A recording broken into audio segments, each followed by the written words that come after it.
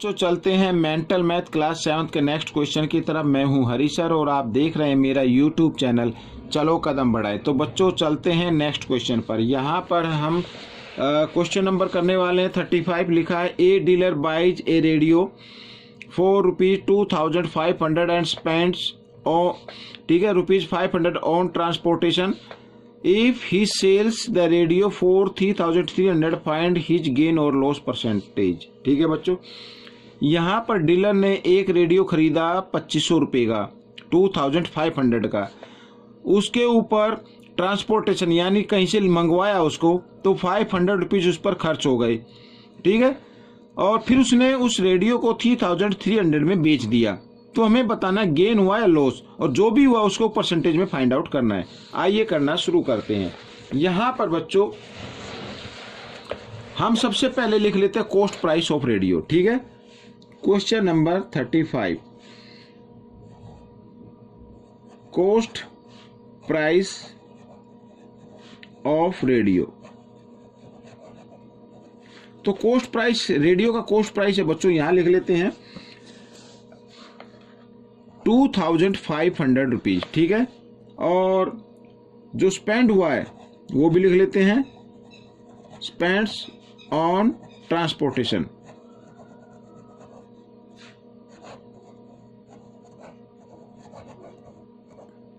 तो ट्रांसपोर्टेशन पर खर्च हुए बच्चों ₹500। ठीक है, तो टोटल कॉस्ट प्राइस क्या हो गई वो लिख लेते हैं, total cost price, short form में लिख रहा हूं, कॉस्ट प्राइस ऑफ रेडियो। वो हो गई बच्चों, दोनों को ऐड कर दे तो 3,000 आ जाता है। ठीक है बच्चों, इस तरीके से। ठीक है, दोनों को क्या कर देना, ऐड कर देना है। यहां पर सेलिंग प्राइस क्या है वो भी लिख लेते हैं, सेलिंग प्राइस ऑफ रेडियो। वो है बच्चों ₹3,300। ठीक है, अब 3,000 का उसने खरीदा, 3,300 का बेच दिया, तो प्रॉफिट हुआ ना, गेन हो गया। तो कितने का गेन हुआ वो निकाल लेते हैं। तो सेलिंग प्राइस में से जितने का बेचा और जितने का खरीदा उसको माइनस कर देते हैं, तो आ जाता है डिफरेंस इनका 300। इसका मतलब 300 का क्या हो गया, उसे गेन हो गया। अब हमें निकालना गेन परसेंट। तो गेन परसेंट निकालने के लिए गेन तो आता है ऊपर, टोटल कॉस्ट प्राइस आएगी नीचे जो है 3,000 और इनटू में 100। ठीक है बच्चों, इस तरीके से। तो 20 से 20, 10 से 10 और 3 से 3, तो बच गया 10। तो 10% का गेन हो गया बच्चों उसको। ठीक है, ये क्वेश्चन सोल्व हो गया। अब हम करेंगे क्वेश्चन नंबर 36। देखिए क्या लिखा है, at what rate percent per annum will ₹800 amount to ₹1,000 in a year. ठीक है बच्चों, यानी कि लिखा है इसके अंदर कि हमारे पास प्रिंसिपल है या सम है 800 रुपीज और वो बन गया एक साल में 1,000 रुपीज। तो हमें बताने की क्या रेट से इंटरेस्ट लगा उसमें। आइए करना शुरू करते हैं। तो यहाँ पर बच्चों मैं सबसे पहले लिख लेता हूँ, ठीक है, शॉर्ट में लिख लेता हूँ। प्रिंसिपल जो है वो क्या है बच्चों, यहाँ पर वो है प्रिंसिपल हमारा 800 रुपीज और अमाउंट कितना बन गया रुपीज, अमाउंट बन गया वो 1,000। तो इसका मतलब सिंपल इंटरेस्ट कितना हुआ, अमाउंट में से प्रिंसिपल को माइनस कर दे तो 200 रुपीज का इंटरेस्ट लगा।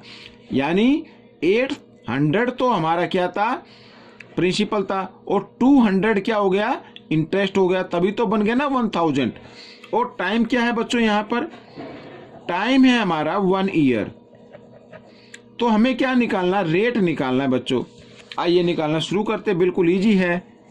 रेट तो सबसे ऊपर तो आता है सिंपल इंटरेस्ट इंटू 100 और नीचे आता है प्रिंसिपल इंटू टाइम, इस तरीके से। तो सिंपल इंटरेस्ट है बच्चों 200 इंटू 100 और यहाँ पर प्रिंसिपल है बच्चों 800 और यहाँ पर टाइम है 1। ठीक है, इस तरीके से। तो हम क्या करेंगे, 20 से 20, 2 1 जा 2, 2 4 जा 8 और 4 से जब 100 को डिवाइड करते तो 25 आ जाता है। तो इसका मतलब हमारी जो रेट आई है वो क्या आ गई, 25%। ठीक है बच्चों, इस तरीके से क्वेश्चन सॉल्व हो गया। आपको ये क्वेश्चन कैसा लगा मुझे कमेंट्स में जरूर लिखें। इसमें से सीखकर आप दूसरे बच्चों को जरूर सिखाएं। मिलते अगले पार्ट में, तब तक के लिए धन्यवाद।